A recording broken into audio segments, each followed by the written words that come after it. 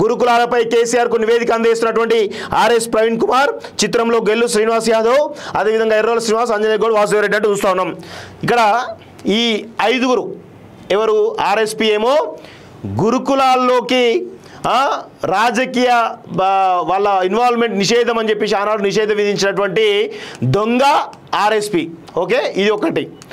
గత 10 ఏళ్ల ప్రభుత్వంలో ఇగో ఈ వాసుదేవరెడ్డి కానీ, ఈ అంజనేయులు గౌడ్ కానీ, ఈ ఎర్రోల శ్రీనివాస్ కానీ, ఈ గెల్లు శ్రీనివాస్ కానీ, ఈ నలుగురు ఏనాడైనా గురుకులాలలో అనేక సమయాలు వందల సార్లు ఫుడ్ పాయిజన్ అయితే హాస్పిటల్లో పోతే ఈ నలుగురు ఎవరైనా కానీ ఒక్కరంటే ఒక్కరైనా పరామర్శించరా, మాట్లాడినరా, ఇలాంటి నివేదిక కేసీఆర్కి ఇచ్చిరా, కేసీఆర్ని కలిసి ఇగో గురుకులాల్లో ఫుడ్ పాయిజన్ అయ్యి ఇంతమంది విద్యార్థులు ఆ ఆసుపత్రిలో పాలవుతారని చెప్పేసి ఏనాడన్నా వీళ్ళు చెప్పిర్రా గత ప్రభుత్వంలో? ఇప్పుడు ఎందుకు మాట్లాడుతూ ఉన్నారు వీళ్ళంతా? అంటే అధికారంలో ఉన్నప్పుడేమో మీకు ఈ సమస్యలు పట్టవు, అధికారం దిగిన తర్వాత ఇప్పుడు ఈ సమస్యలన్నీ మీకు వస్తాయి. గురుకులాల్లో గత ప్రభుత్వంలో ఆర్ఎస్పీ గారు చాలా సందర్భాల్లో కేసీఆర్ తూర్పారబట్టారు కదా. మరి అప్పుడు ఆ విషయాలు గుర్తు ఆ నివేదిక కూడా ఇస్తే బాగుంటుంది కదా. మీ 5గురు కలిసి ఇవన్నీ డ్రామాలు ఎందుకు చేస్తున్నారు మీరంతా?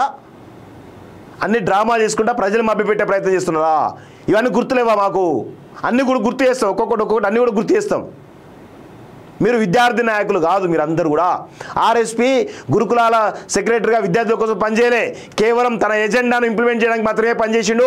ఈరోజు స్వారెస్ అనేటువంటి సంస్థను ఏర్పాటు చేయడం ద్వారా ఈరోజు దాని ద్వారా రాజకీయంగా ఆర్థికంగా లాభం పొందడానికి ఒక ప్రయత్నం తప్ప వేరే ప్రయత్నం లేదు ఆర్ఎస్పీది.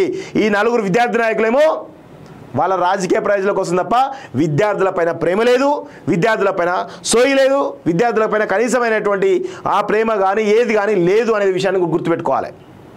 వీళ్ళు విద్యార్థి నాయకులు కాదు, విద్యార్థులకు పట్టినటువంటి పీడకు సంబంధించినటువంటి నాయకులు వీళ్ళంతా కూడా. విద్యార్థుల పాలిట శని వీళ్ళంతా కూడా.